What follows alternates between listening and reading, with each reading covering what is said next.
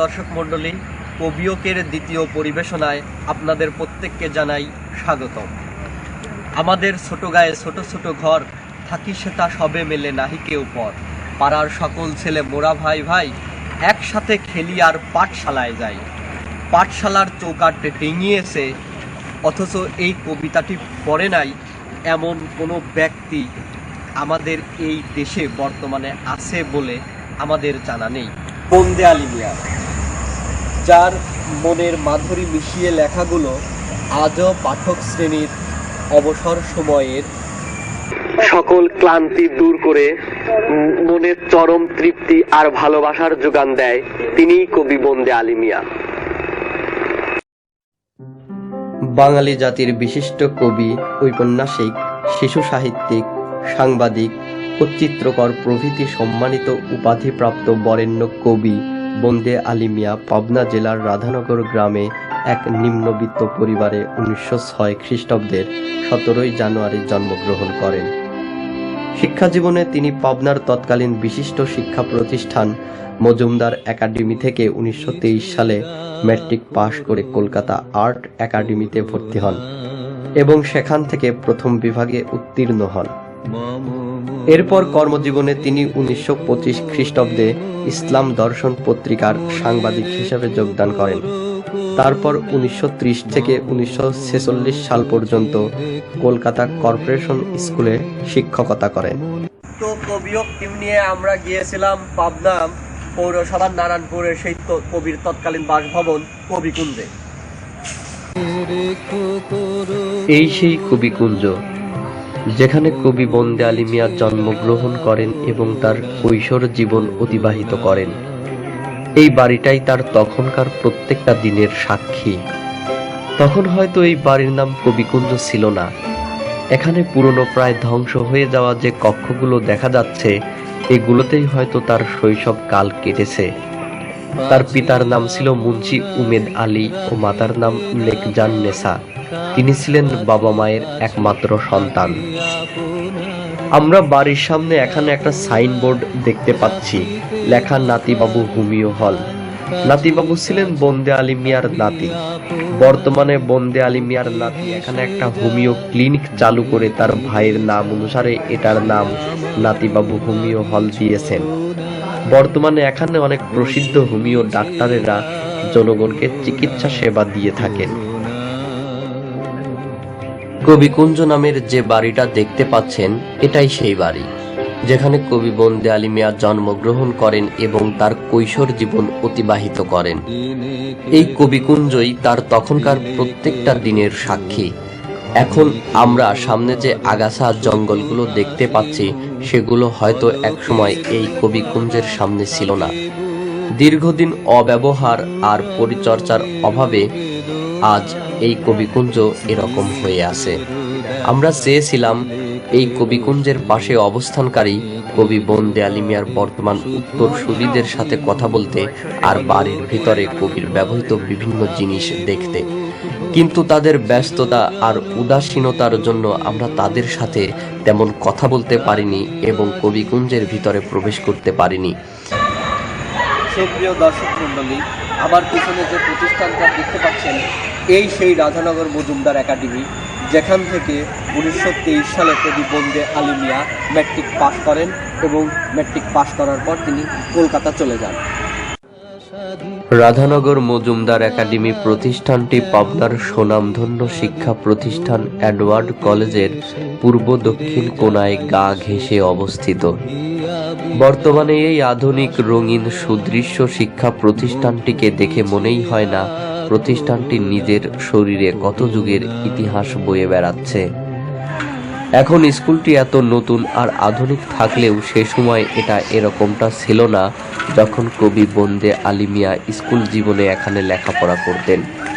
সময়ের স্রোতে সেই দিনগুলো আজ থেকে অনেকটা দূরে পিছিয়ে গেলেও এই প্রতিষ্ঠানের পুরনো কাঠামো আর খেলার মাঠটা হয়তো আজও তার এই সীমানায় আনাগোনা আর পদচারণার কথা মনে রেখেছে। আমরা এখন এই স্কুলের কিছু ক্ষুদে শিক্ষার্থীর সাথে কথা বলবো। তুমি কি এই স্কুলে পড়ো? কোন ক্লাসে পড়ো? ক্লাস 3 তে। তোমার নাম কি? তুমি কবি বন্দে আলী মিয়াকে জানো? হ্যাঁ। এই স্কুলে শোনা শোনা পড়তো, সেটা কি তুমি জানো? হ্যাঁ। তুমি কি তার লেখা কোনো কবিতা, তোমার বই থেকে কোনো কবিতা বলতে পারবে? বলো তো একটা। আমাদের গ্রাম লিখেছেন কবি বন্দে আলী মিয়া। আমাদের ছোট ছোট ভাই, তাকে ছেড়ে সবাই মিলে নাই খেলতাম। পাড়ার সবাই যেন মোরা ভাই ভাই একসাথে খেলি আর পাঠশালে যাই, যাও মারামারি করি না। দেশ বিভাগের পর তিনি তৎকালীন বিখ্যাত কবি ও লেখক রবীন্দ্রনাথ ঠাকুর ও কাজী নজরুল ইসলামের সান্নিধ্য লাভ করেন এবং তার রচনাধারাকে প্রসারিত করেন। তারপর থেকে তার প্রায় 200 খানা গ্রন্থ প্রকাশিত হয়। সে সময় একমাত্র আধুনিক শব্দযন্ত্র ছিল গ্রামোফোন।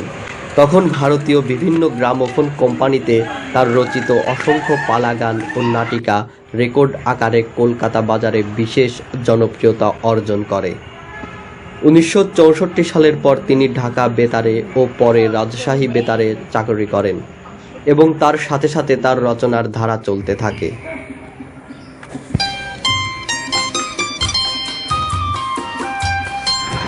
তিনি তার কবিতায় বাংলার পল্লী প্রকৃতির সৌন্দর্য বর্ণনায় নৈপুণ্যের পরিচয় দান করেছেন, যেটা এখনো মানুষের শহুরে জীবনের সকল ক্লান্তি অবসাদ ভুলিয়ে গ্রাম বাংলার সবুজ শীতল ভালোবাসার কথা মনে করিয়ে দেয়।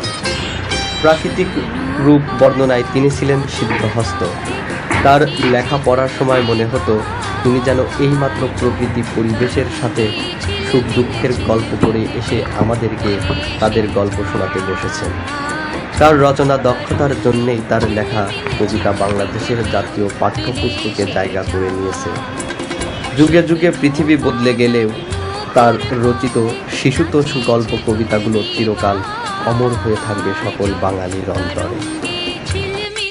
কালক্রমে 1947 সালের 15ই আগস্ট ভারত পাকিস্তান আলাদা হয়ে যাওয়ার পর তিনি তার পাবনার বাসভবন কবিকুঞ্জে অবস্থান করেন এবং ছোটদের পত্রিকা কিশোর পরাগ, শিশুবার্ষিকী এবং জ্ঞানের আলো প্রভৃতি সম্পাদনা করেন। কবি বন্দে আলী মিয়া শিশু সাহিত্যে উল্লেখযোগ্য অবদানের জন্য 1962 সালে বাংলা একাডেমি পুরস্কার এবং 1965 সালে প্রেসিডেন্ট পুরস্কার লাভ করেন। তিনি মরণোত্তর 21 পদকে ভূষিত হন। 1979 সালের 27 জুন এই পৃথিবীর মায়া কাটিয়ে কবি বন্দে আলী মিয়া শেষ নিঃশ্বাস ত্যাগ করেন। আমরা যখন বন্দে আলী মিয়ার সমাধির দৃশ্য ধারণ করতে গিয়েছিলাম, তখন সেখানে তার কিছু ভক্ত এবং অনুরাগীকে দেখতে পাই। জীবনে হয়তো একটা বারের মতো হলেও এমন একটা মহান ব্যক্তির কবরের পাশে দাঁড়িয়ে ভাবলেও মনে শান্তি লাগে। মনে হয় এতদিন যে রূপকথার গল্প শুনতাম, আজ যেন তার একেবারে সামনে দাঁড়িয়ে আছি। কিন্তু কবরখানার পরিবেশের এই করুণ অবস্থা দেখে কিছুক্ষণের জন্য মনটা ভীষণ খারাপ হয়ে যায়। এত বড় একটা মহান ব্যক্তির সমাধিটা এরকম অপরিষ্কার ও জরাজীর্ণ দেখতে হবে, সেটা আগে কখনো ভাবিনি। এখানে আমরা দেখতে পাচ্ছি অবহেলিত সমাধিসৌধটার ভিতরে কত আবর্জনা পড়ে আছে, আর পাশের পরিবেশটা শেষ কবে পরিষ্কার করা হয়েছে তার হয়তো কোনো হিসাব নেই। এখানে দেখতে পাচ্ছি সমাধিটার একদম গা ঘেঁষেই একটা বাসগৃহ গড়ে উঠেছে, যেখানে সমাধিটার একটা কোণা বাড়ির দেয়ালের মধ্যে আটকে আছে। আর যেভাবে সবকিছু আছে দেখেই বোঝা যাচ্ছে কোনো সময় বৃষ্টি হলেই এই ঘরটার চালা নিঃসৃত পানি এই সমাধিটার মধ্যেই গড়িয়ে পড়ে। চোখের সামনে এত কিছু দেখার পরেও কারো যেন কিছুই যায় আসে না। কবিতা পড়ার সময় কবির প্রতি তাদের সম্মান থাকলেও তার এই শেষ অবস্থানটা যেন কারো কোনো গুরুত্বের বিষয়ই না। যে মহান লেখকের লেখা মানুষকে ভালোবাসা শিখিয়েছে, তার লেখা যে কতটা বিফলে গেছে সেটা শুধুমাত্র তার অবহেলিত এই কবরটা দেখলেই বোঝা যায়।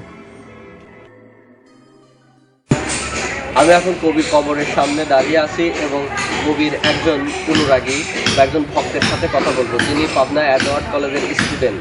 আপনার কি নামটা কি? আমার নাম আপনি অ্যাডভান্সে মানে কোন সাবজেক্টে পড়েন? আমি অ্যাকাউন্টিং ডিপার্টমেন্টে সেনার। এই কবি সম্পর্কে আপনার কি ধারণা বা আপনার কি? হ্যাঁ, এই কবি সম্পর্কে আমার অনেক ধারণা আছে। আমার অনেক ফেভারিট কবি, অনেক প্রিয় কবি। আমি ছোটোবেলা থেকে ওনার অনেক কবিতা পড়ছি। যখন ক্লাস 2 পড়তেছিলাম তখন এই যে আমাদের গ্রাম কবিতাটা পড়ছিলাম। ওখান থেকে আর কি ওনার প্রতি আমার অনেক আকৃষ্ট যে উনি বাসা কোথায় বা ওনার কবরস্থানটা কোথায় দেখতে খুব ইচ্ছে করে। তো অনেকদিন পর যখন পাবনাতে আসলাম তখন শুনতে পারলাম যে ওনার নাকি এখানে কবরস্থান আছে, ওনার বাসা আছে। তো অনেকদিন ধরে আসতে চাই কিন্তু আসতে পারি না, আজকে অনেক খুশি। দর্শক মণ্ডলী, আপনারা এতক্ষণ ধরে দেখলেন এক সময়ের বাংলাদেশের শ্রেষ্ঠ কবিদের অন্যতম কবি বন্দে আলী মিয়ার স্মৃতি বিজড়িত বাসগৃহের বর্তমান অবস্থা। বন্দে আলী মিয়া রচনাশিল্প আজও বাঙালি জাতির মনে পরম সম্মানের জায়গা নিয়ে থাকলেও কোনো রকম সম্মাননা বা সহানুভূতি পাচ্ছে না তার শেষ স্মৃতিচিহ্নটুকু। এখানে জায়গাটা পাবনা পৌরসভার অন্তর্ভুক্ত থাকলেও কেন যে সরকারি প্রশাসনের কোনো নেক নজর তার দিকে পড়ছে না সেটার হয়তো কোনো উত্তর নেই। এখন সরকারি কোনো উদ্যোগী পারে কবির এই শেষ স্মৃতিচিহ্নটুকু সংরক্ষণ করে অনেক দিন বাঁচিয়ে রাখতে। কবি বন্দে আলী মিয়ার তৎকালীন বাসগৃহ কবিকুঞ্জ, নারায়ণপুর, পাবনা এর সামনে থেকে সোহাগ তানভীর সাকিব, কবিও টিম।